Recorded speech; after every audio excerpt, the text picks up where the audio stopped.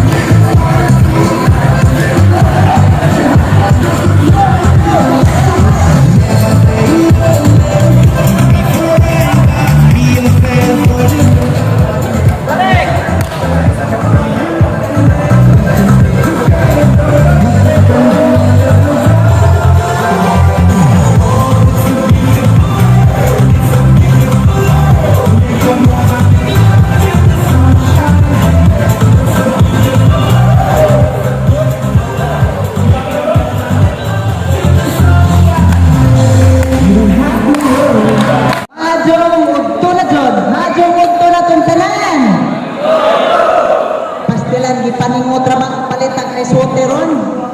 Perfect kita, no? So, salamat ka Diyos sa panahon nga inyo kong ipaanhi, i-imbitar sa ito ang Presidente, Kumanong Felix, kay Junel Aho ang mga kandan.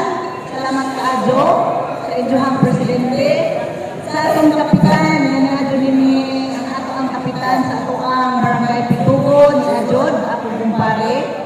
Sa ato ang pugihan ng former member, former kagawad Olvido, na usa sa inyong amahan sa inyong grupo.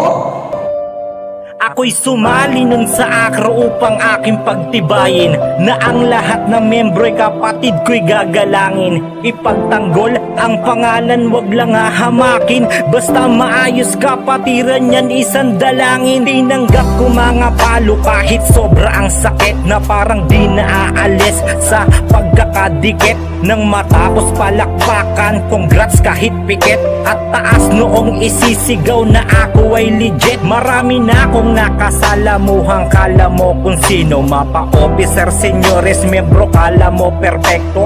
Dahil sa edad ko noon na talagang bagito.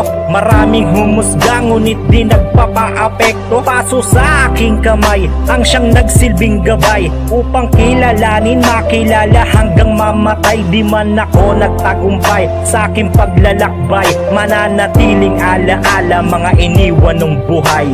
Taas noo sa kapatiran kahit san dumayo, kahit kapalit ang buhay namin ng pagiging akro. At sinalin sa aming musika ang bago at talento, at sa di inaasahan ng nakuha na respeto. Taas noo sa kapatiran